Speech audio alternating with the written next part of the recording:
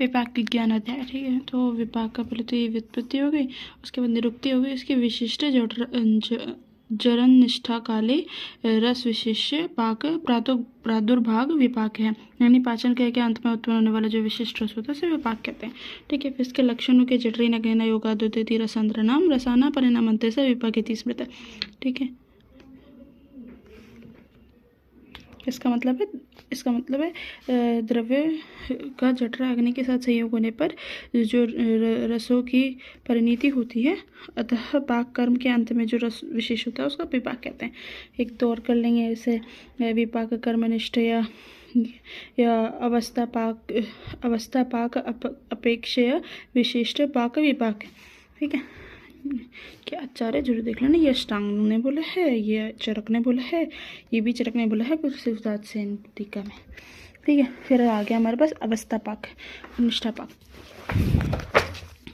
ठीक है, मतलब हमारे पास द्विविध पाक होते हैं, एक अवस्था पाक और निष्ठा पाक। तो अवस्था पाक तो होते हैं वो 3 होते हैं। ठीक है, प्रथम अवस्था पाक, द्वितीय और तृतीय। प्रथम को हम मधुर भी बोलते हैं, इसका श्लोक है अन्न से भुक्त मात्र से षट रस से प्रपाकत है मधुर आघात कफ भावात फेनभूत उदीरित, यानी कि भोजन के तत्काल बाद रस युक्त जो आहार है उसका प्रपाक होता है और फिर मधुर रस की और फेनभूत कफ की उत्पत्ति होती है।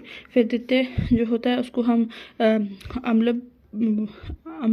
पाक भी बोलते हैं, अम्ल अवस्था पाक बोलते हैं। परम तो पच्चे मानस से विदग्ध से अमल भावाद अश्चैव मानस से पितम अच्छा मुदीरियत है, यानी कि पच्यमान अवस्था में को प्राप्त होते ही आहार विदग्ध होकर पित्त स्थान में आ जाता है, तब अम्ल रस से युक्त होता है एवं वहाँ से अच्छ पित्त का स्राव होकर शरीर में पित्त की वृद्धि हो जाती है। ठीक है, उसके बाद आ गया तृतीय जिसको कि हम कटु अवस्था पाक भी बोलते हैं। पक्वाशम तो प्राप्त से शोषमानस्य वनहीना परिपिंडित पक्वाश वायु सयात कटु पावात, मतलब जो पक्वाश को प्राप्त होकर आहार जो है अग्नि के द्वारा शोषित होकर पिंडित होता है। पक्वाश वायु का स्वाभाविक स्थान है, तो वायु का रस कटु है, अतः आहार कटु रस युक्त होकर वायु की वृद्धि करता है। ठीक है, उसके बाद क्या निष्ठा पाक या विपाक। निष्ठा पाक और विपाक एक ही चीज़ होती है, बेसिकली जो एंड रिजल्ट में जो रस बनता है वो निष्ठा पाक या विपाक हो जाता है। तो इसका डिफरेंस पूछ लिया जाता है, 5 नंबर का एक चैप्टर है तो 5 नंबर में पूछ सकते हैं डिफरेंस। तो अवस्था पाक और विपाक में डिफरेंस पूछ सकते हैं, अवस्था पाक या निष्ठा पाक भी बोल सकते हैं, सेम ही चीज़ है। ठीक है, तो इसमें क्या बता रखा है कि महास्रोतस की अवस्था के वशीभूत होकर मधुर अम्ल लवण रस की उत्पत्ति जब प्रत्येक आहार और औषध में होती है उसे अवस्था पाक कहते हैं। बेसिकली हर आहार में कुछ भी खाओगे उसमें होगी।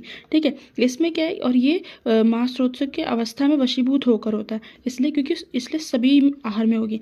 लेकिन ये क्या है, महास्रोत की अवस्था से स्वतंत्र जब प्रत्येक द्रव्य का रसांतर हो तथा अंत में या तो मधुर या अम्ल या कटु रस उत्पन्न हो, तो इसमें से एक ही होता है तीनों में से। ये इसमें इन तीनों से गुजरते सारी चीज़ें।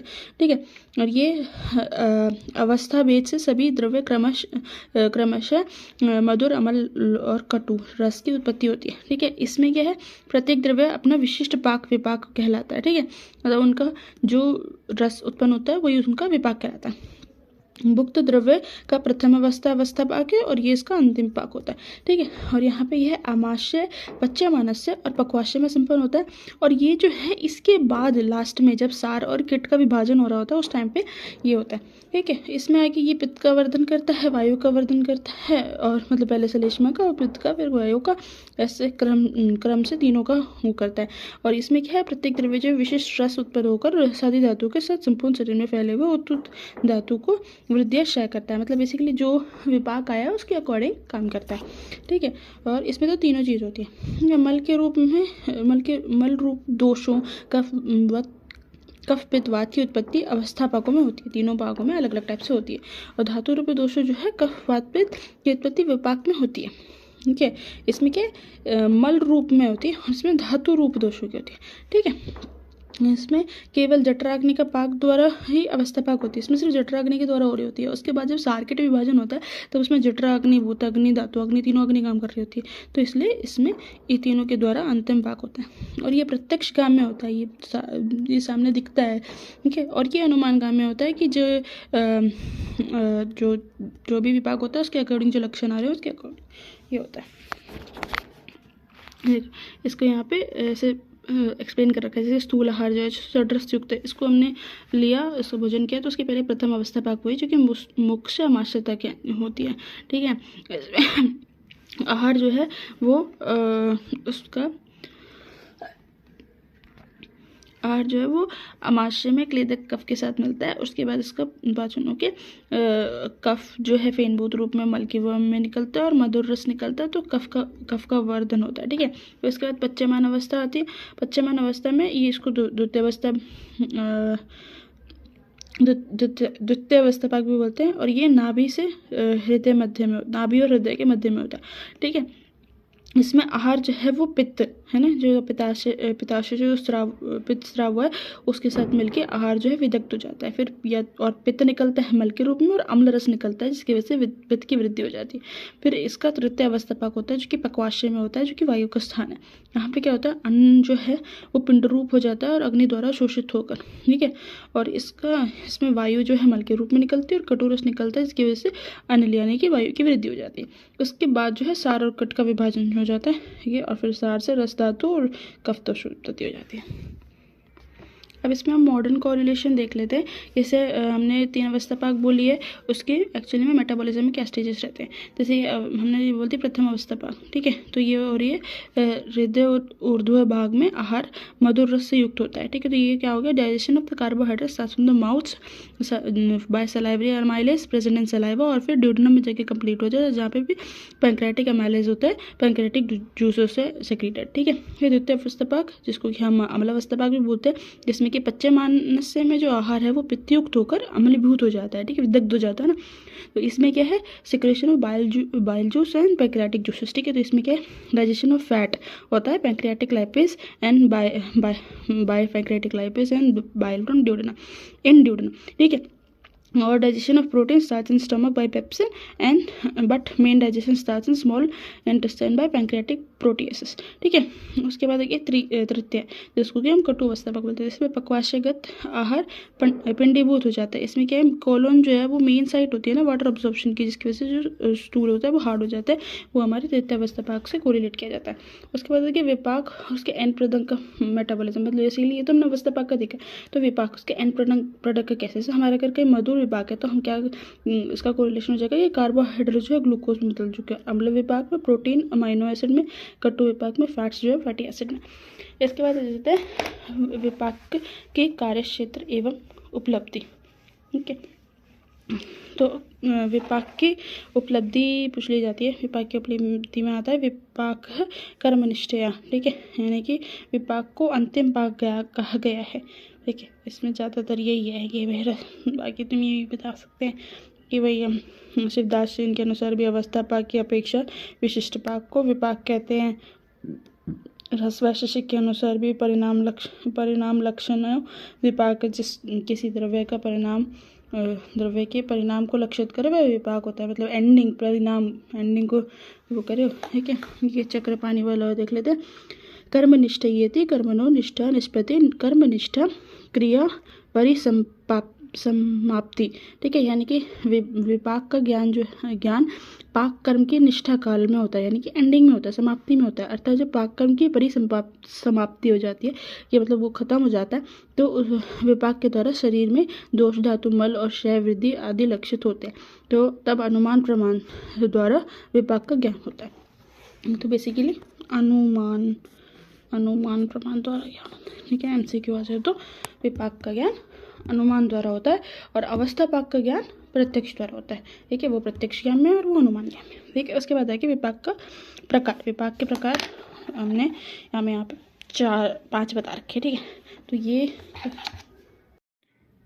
जो ये 5 प्रकार के बता रखे हैं उसमें से षड्विध विपाकवाद जो है उसमें 2 आते हैं, यथारस विपाकवाद, अनियत विपाकवाद, जो कि योगेंद्रनाथ सेन आदि जो है आचार्यों ने बोला था, और पंचविध विपाकवाद सुश्रुत ने, चतुर्वार पराशर ने, त्रिविध चरक और वाग्भट ने, द्विविध सुश्रुत नागार्जुन। सबसे पहले हम षड्विध विपाकवाद देखेंगे, जिसमें कि हम देखेंगे सबसे पहले यथारस विपाकवाद। ठीक है, तो इसमें क्या है कि आचार्य सुश्रुत ने कहा था कि कुछ आचार्य जो हैं षड्विध विपाकवाद को मानते हैं, जिसमें कि वो यथारस विपाकवाद मानते हैं कि भाई मधुर का मधुर होगा, अम्ल का अम्ल, लवण का लवण, कटु का कटु, तिक्त का तिक्त और कषाय का कषाय विपाक होगा। ठीक है, वो और लेकिन इसका और पका हुआ प्रारंभ अंत मधुर रहता है। ठीक है, जैसे कि ये उखा जो पात्र में पका हुआ दुग्ध प्रारंभ और अंत में मधुर ही रहता है, वैसे ही वो उसका विपाक मधुर ही रहेगा। ठीक है, मधुर का। लेकिन इसका खंडन वाग्भट ने किया कि अगर ऐसा ही होता, मधुर का मधुर ही विपाक रहता, तो फिर ये अपवाद कैसे बनते। ये से अमल डाडिम का मधुर विपाक होता है और मधुर तेल का कटु विपाक होता है। उसके बाद ठीक है, और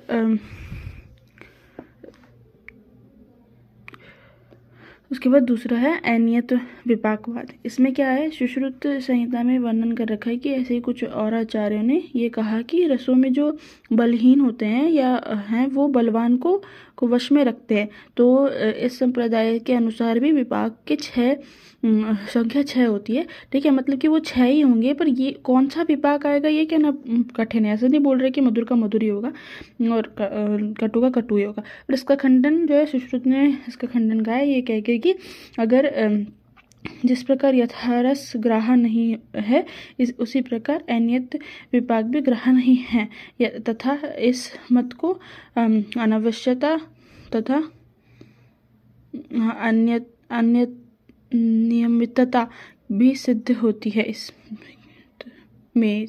मत में। ठीक है, जो वैज्ञानिक दृष्टि से ग्राह्य नहीं है, अतः ये भी स्वीकार्य नहीं है। ठीक है, उसके बाद आ गया पंचविध विपाकवाद, जो कि सुश्रुत नहीं माना। तो सुश्रुत ने क्या माना है कि भाई जो उसने बोला कि जो पंचमहाभूत हैं उनके अकॉर्डिंग पार्थिव, आपेय, वायव्य, अग्नि और नाभस्य, ठीक है, ये पंचमहाभूत के सिद्धांत के आधारित पर है ये। और उसने ये बोला कि ये 5 टाइप के विपाक होते हैं। ठीक है, पर इसका खंडन किया गया है। ठीक है, कि पंचविध विपाकवाद जो है वो द्विविध विपाकवाद का एक रूप है। बेसिकली जो 5 महाभूत हैं उसमें से गुरु और लघु में वो वैसे ही डिवाइडेड हैं।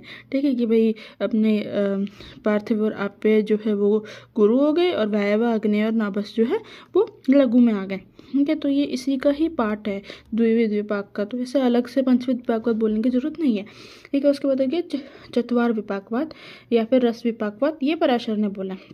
पराशर ने क्या बोला कि अम्ल का तो अम्ल ही रहेगा, कटु का कटु ही रहेगा, पर मधुर लवण तिक्त कषाय का मधुर हो जाएगा, और संश्लिष्ट यानी मिश्रित का संश्लिष्ट विपाक रहेगा। ठीक है, तो इन्होंने तिक्त कषाय के कटु विपाक होने में संदेह व्यक्त किया है कि यदि ऐसा है तो तिक्त कषाय का पित्तहरण कर्म किस प्रकार हो सकता है। इसका खंडन करके बोला गया कि तिक्त और कषाय रस में पित्तत्व जो है मतलब पित्त का शमन करने की जो शक्ति है वो मधुर विपाक के उसके लिए मधुर विपाक का आवश्यक होना आवश्यक नहीं है। वहाँ पे रस द्वारा भी कर्म हो सकता है। यथा निम्न में तिक्त रस तथा कटु विपाक है, परंतु वह पित्तर होता है। ठीक है, क्योंकि वो अपने रस के आधार पे पित्तर होता है। ठीक है, उसके बाद आ जाता है त्रिविध विपाकवाद, क्योंकि सबसे ज़्यादा माना जाता है और पूछा भी जाता है। तो इसमें श्लोक हो जाता है कटु तिक्त कषायानां विपाकः प्राशे कटुः अम्लो अम्ले पच्यते स्वादो मधुरम लवणस्तथा। मतलब कटु तिक्त कषाय रस का तो प्राय कटु विपाक होता है, अम्ल रस का प्राय अम्ल विपाक होता है, मधुर और लवण का प्राय मधुर विपाक होता है। लेकिन इसका खंडन क्या किया, आत्रेय संप्रदाय ने तीनों प्रकार के विपाक माने हैं, परंतु इसके संदर्भ कर्म में ये जो प्राशय शब्द यूज किया गया ना, इसको लगाकर अपवाद को ये सूचित किया गया कि मतलब इसमें अपवाद हो सकते हैं, ठीक है, कि भाई जरूरी नहीं है कि ये सही हो। जैसे कि नियम के अनुसार कटु रस का विपाक कटु है परंतु पीपलिक का विपाक मधुर है, जबकि उसका रस कटु है, तो ये अपवाद है, ठीक है। फिर शिवदास सेन ने जो है त्रिदोष के ऊपर माना है कि जिसका कफ वात है वो मधुर विपाक हो गया, कफ पित्त का अम्ल विपाक हो गया और पित्त का कटु विपाक हो गया। इसका खंडन किया है कि ये संगत नहीं है, क्योंकि विपाक दोष अवस्था का कारण है, कार्य नहीं है, का कारण है, कार्य नहीं है, ठीक है। उसके बाद हो जाता है प्रियव्रत शर्मा। प्रियव्रत शर्मा जिन्हें जो माने हैं, 3 माने हैं हमारे, ठीक है, वही मधुर अमल कटु, ठीक है, जिसमें कि मधुर को गुरु माना है, वातशामक माना है, पित्तशामक माना है और कफवर्धक माना है। अम्ल को लघु, वातशामक, पित्तवर्धक और कफवर्धक माना है, वो कफवर्धक, ठीक है। कटु को लघु, वातवर्धक, पित्तवर्धक और कफशामक माना है, ठीक है। उसके बाद आता है द्विविध विपाकवाद, नहीं इधर आएगा द्विविध विपाकवाद, ठीक है, द्विविध विपाकवाद। हाँ, तो द्विविध विपाकवाद में क्या है कि ये माना है सुश्रुत और नागार्जुन ने, ठीक है। तो सुश्रुत कहते हैं कि जो शास्त्र ने 2 प्रकार के विपाक को स्वीकार किया है आगम ने, ठीक है, या था मधु और कटु, ठीक है। मधुर गुरु हो गया, लघु कटु हो गया, इसी में सारे महाभूत के शब्द भी हो गए, सब शब्द। जैसे मधुर विपाक हो गया, गुरु विपाक, गुरु होता है पृथ्वी और जल, कटु विपाक हो गया लघु विपाक, लघु होते हैं तेज, वायु और आकाश, ठीक है। तो इसमें पंचविध विपाकवाद भी आ गया और द्विविध विपाकवाद भी आ गया, ठीक है। फिर प्रियव्रत शर्मा जी के अनुसार गुण के आधार पर विपाक 2 प्रकार का होता है, गुरु और लघु, ऐसा उन्होंने भी बोला है, ठीक है। नागार्जुन ने भी बोला है, ठीक है, कि शीत स्निग्ध गुरु पिच्छल गुण युक्त जो होता है उनका गुरु विपाक हो गया, और लघु रूक्ष विशद तीक्ष्ण गुण वज्रो द्रव्य उनका लघु विपाक हो गया, ठीक है। तो अब इसमें क्या बता रखा है कि आहार का परिपाक जो है 2 प्रकार का होता है, यथा चीरपाकी जैसे खदीर सार आदि, और अचीरपाकी, ठीक है, पल्लादि आदि। परिणाम के कारण महाभूतों के गुण भी होते के कारण ही महाभूतों के गुण होते हैं। इसका खंडन क्या किया कि चीरपाकी और अचीरपाकी तो अवस्था पाक है, ये विपाक कैसे हो सकता है, ठीक है। इसका समाधान क्या किया, नागार्जुन विपाक में अवस्था पाक को भी समावेश करते हैं तथा परिणाम मात्र को विपाक कहते हैं। आत्रेय संप्रदाय में परिणाम को नहीं किंतु परिणाम अंत को विपाक मानते हैं, यथा रसानाम परिणाम अंते स विपाकी स्मृत है, ठीक है। अब देखेंगे त्रिविध और द्विविध विपाकवाद में सिमिलैरिटीज बेसिकली, ठीक है। तो चरक और सुश्रुत ने दोनों ने 2 ही मधुर और कटु विपाक कहते हैं ऐसे, परंतु चरक ने मुख्य रूप से तथा सुश्रुत ने गौण रूप से कहते हैं, ठीक है। मतभेद इनके सिर्फ अमल विपाक के कारण होता है, ठीक है। तो चरक ने जो है पित्त का प्राकृत रस अम्ल और कटु को मानते हैं, ठीक है। तो उन्होंने अम्ल को विपाक माना है, पर जो सुश्रुत हैं वो अम्ल को पित्त की विदग्ध अवस्था जन्य रस मानते हैं, ठीक है, कि वो विदग्ध हो जाता है तब उसका रस जो होता है अम्ल होता है, तो इसलिए उन्हें शंका है कि वो उसका क्या विपाक होगा, उन्हें नहीं आइडिया है बेसिकली, ठीक है। उसके बाद आता है अम्ल विपाक। फिर इसके बाद क्या हो जाता है, उसका आइडिया नहीं है तो उसको हम आइडिया निकालेंगे क्या रहता है। तो इसमें क्या है कि अम्ल विपाक के गुरु लघु होने में मत मानते, ठीक है। आचार्य जैसे गंगाधर और प्रियव्रत ने उसको लघु माना है, योगेंद्र नाथ सेन या शिवदास सेन या चक्रपाणी ने उसे गुरु माना है, ठीक है। आ जाता है विपाक का गुणकर्म, ठीक है। तो विपाक के गुणकर्म में यह है कि मधुर विपाकी तो जो है गुण उसका स्निग्ध है और गुरु है, दोषकर्म कफवर्धक है, धातु कर्म शुक्रल है, मलकर्म शिष्ट विन्मूत्र। बेसिकली विपाक जैसे मधुर हो गए वो स्निग्ध है, गुरु है। अम्ल विपाक स्निग्ध और लघु है, कटु विपाक रूक्ष और लघु है। दोषकर्म में मधुर जो है कफवर्धक, अम्ल पित्तवर्धक और कटु वातवर्धक हो गया। धातु कर्म में मधुर शुक्रल है और ये दोनों शुक्र नाशक है, और मलकर में मधुर और अम्ल जो है वो शिष्ट विन्मूत्र है, और कटु विपाक जो है वो बद विन्मूत्र है। उसके बाद द्विविध विपाक के गुण कर्म आ गए, गुरु और लघु के गुण कर्म, ठीक है। ये तो त्रिविध के थे। तो से गुरु जो हो गया मधुर और लघु हो गया कटु। तो दोषकर्म क्या हो गए, कफवर्धक वातपित्तवर्धक कफहर, मलकर्म शिष्ट विन्मूत्र, बद विन्मूत्र अन्य कर। गुरु जो है वरिंगन करता है, लघु जो है लंघन करता है। इसका लास्ट टॉपिक है विपाक का तरतम में, ठीक है, तरतम में। तो बेसिकली क्या है कि कविराज गंगाधर का कथन है कि जो रस होते हैं, रसों की प्रवरता और अवरता के अनुसार विपाक में प्रवर और अवर और मध्य होता है, ठीक है। तो ऐसे ही जैसे कि उन्होंने बताते हैं कि मधुर द्रव्य का मधुर विपाक होता है, मधुतर द्रव्य का मधुतर विपाक होता है, मधुतम द्रव्य का मधुतम विपाक होता है, ठीक है। तो ऐसे ही मधुर में अगर मधुर रस होगा और मधुर विपाक होगा तो वो होगा उत्तम होगा, और उसका ही लवण रस का मधुर विपाक होगा तो वो उत्तम नहीं होगा, ठीक है, उत्कृष्टता या हीनता होगी, ठीक है। और ऐसे ही अगर कसाई रस और होगा और कटु विपाक होगा तो वो उत्तम होगा, और अगर तिक्त रस होगा और कटु विपाक होगा तो उसमें हीनता होगी। तो कैसे मधुर अम्ल लवण, ठीक है, और इसमें कसाय कटु तिक्त, ठीक है। उसके बाद आ गया रस और विपाक में भेद, ठीक है। तो इसमें क्या है, रस तो जो है वो रसनेन्द्रिय जो और जीवा का विषय है, विपाक तो जो है वो कर्मनिष्ठ या पाक जो पाक के अंत में आता है। काल के अनुसार रस इंद्रियों का संयोग होते ही उपलब्धि हो जाती है इसके पाचन के बाद में, इसका अवस्था पाक के भी बाद में इसका पता चलता है। कर्म भेद से रस का कर्म स्थानक रूप से होता है, और इसका कर्म जो है सर्वदेहिक होता है, ठीक है।